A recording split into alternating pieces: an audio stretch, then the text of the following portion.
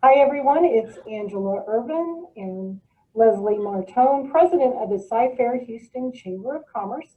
And we're here today with Dr. Sonal Tuljapurkar of Club Z Tutoring Services. How are you, Dr. Sonal? I am doing wonderful, and it's awesome seeing you ladies virtually again, but nevertheless, it's still great. Well, that's awesome. We're so glad to see you, even if it's just via Zoom. We miss seeing you in person. So, Yes, likewise.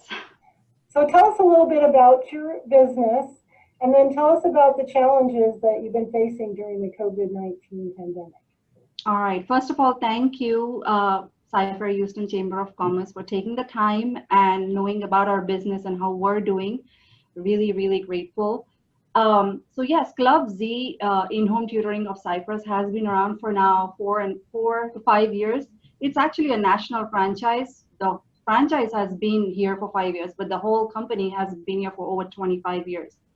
So what we do at Club Z, as the name suggests, we offer in-home tutoring services. We start at pre-K and go all the way up to adults. And before the COVID, we only did in-home tutoring. So we started with pre-K and did all subjects, math, reading, science, everything, including test prep services, GED, ACT, SAT, all of that, everything in-home and one-on-one.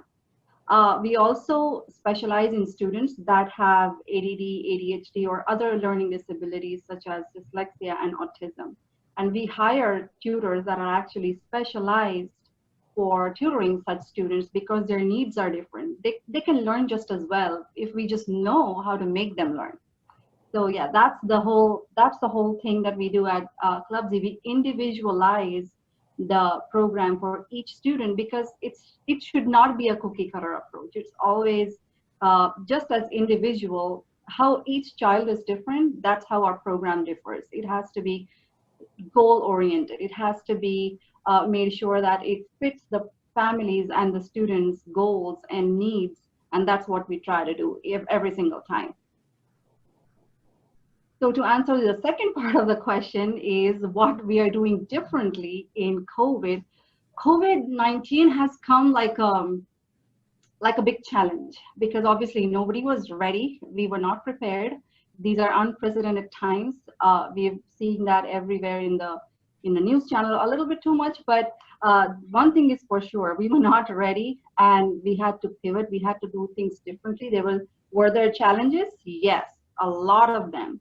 And again, as a business owner, but let me just back up a little bit and tell about myself. So I have a scientific background. I did my PhD in cell biology, and I was working as a stem cell scientist over at the medical center here in Houston.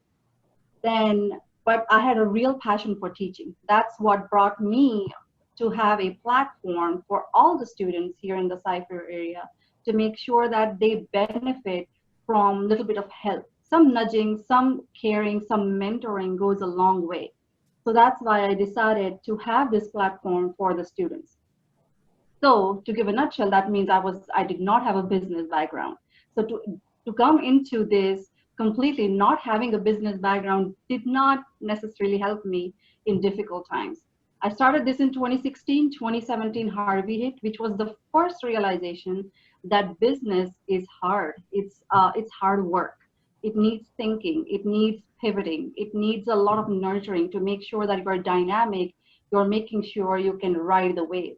And the second time around, when COVID hit, it was even more prevalent because COVID has been around for a long time. I would say Harvey, when it was just several days or weeks, but COVID has been around for months now, and it has affected families and students and teachers and everybody in their own way. So we cannot be sure of what everybody's going through, but as a business owner, we have to make sure that we understand every person's need. So that was the first thing I learned as a business owner, that first of all, do not panic because we all are in this together and we all can sail through this together. So, but to be honest, I was panicking too because I didn't know what to do at that point. I'm like, oh my God, oh my God. But if we give ourselves a little bit of that leeway that it's okay, we all are in this together, we all are new, We don't know what is going to come. And if we have that humility, I think we can go much forward from that. So just as I said, in that situation, I didn't know what we need to do because there were stay-at-home orders and we were not able to provide services to students in home. So then what did we do? We started doing virtual teaching. So obviously before March, I didn't even know that there was a platform called Zoom and we could actually, what we are using now very efficiently, I didn't know that was existent, but obviously things changed. So we adapted to virtual learning almost the entire of April and May. But then what families started to experience is they were not able to navigate through the technology when it went virtual through school as well. So when schools shut down and families started panicking, is I don't know what is happening. That's when we actually started giving a term that we coined ourselves was academic babysitting. That means we actually sent somebody which was not like a full-fledged knowledgeable tutor, but could navigate the technology for the families who were either too busy or wouldn't be able to help their child 5 hours a day figuring out which app to click, where to go, which class is going on. Especially if you think about kindergartners, first graders, second graders, they probably know how to navigate through a lot of video games, but it was hard for them to know, okay, what class is going on, where to go, at what time. So we actually started something that, like I just said, called academic babysitting, where we would send the tutor out 4 or 5 hours a day with reasonable amount of tuition, and then that person will be there to navigate the whole day for the child, and then the parents are then free to concentrate on their work from home meetings and what they need to do.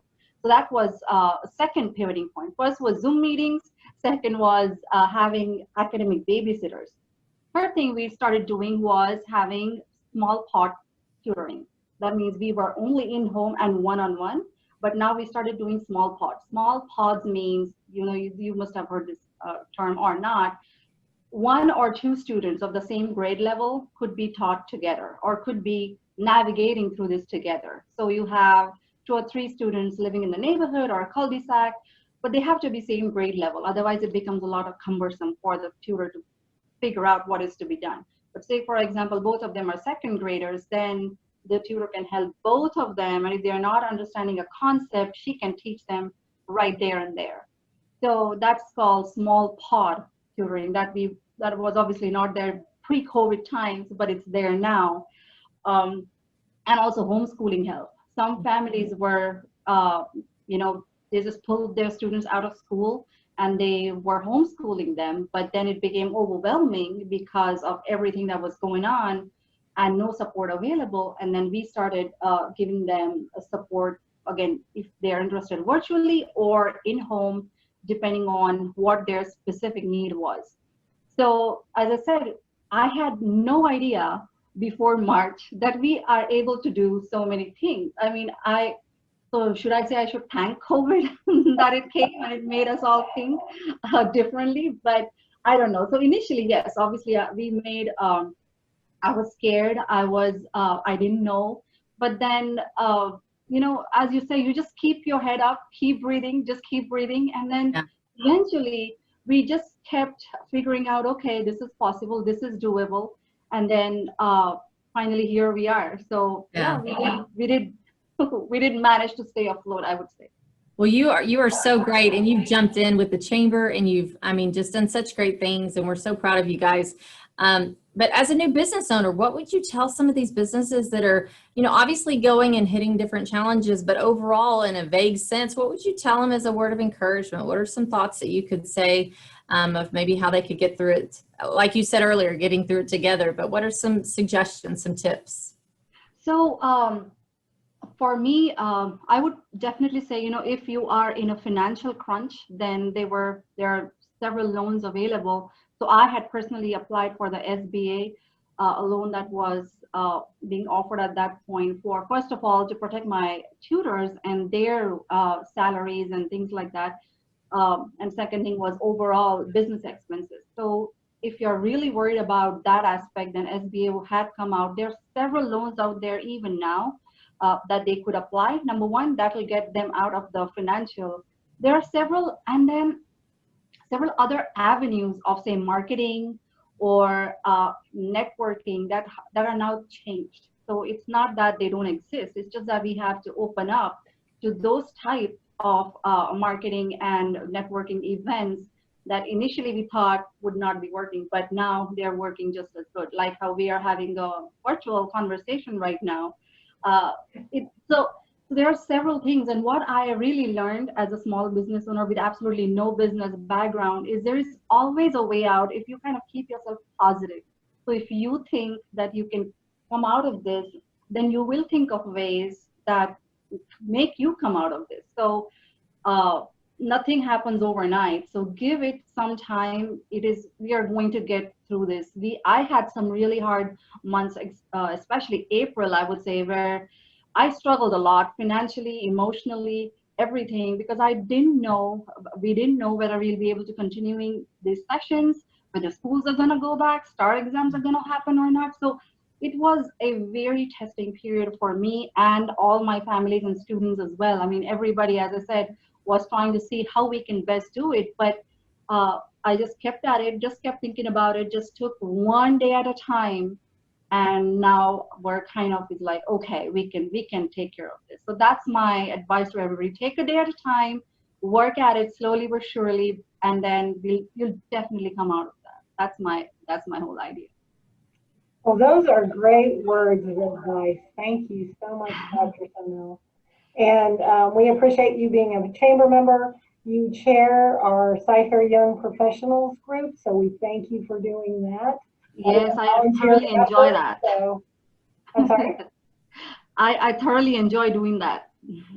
Yeah, it's great. So we look forward to October when we open up again and we can see you. And again, we thank you very much for your time. Absolutely. Can I just close out with one story that I have? It's really inspiring, and I hope it inspires everybody. Sure. Thank you. So we have a student who, first of all, she has ADHD, ADD, and then her mom and dad split up, I think earlier this year in January or February, something like that. So she was already having a difficult time. She was not our client at that time, but her mom called me in March saying that she is having a difficulty in understanding. She's a very bright student, but she was having difficulty focusing on her studies and everything. And then we sent out tutors. At that time, we were still offering in-home sessions.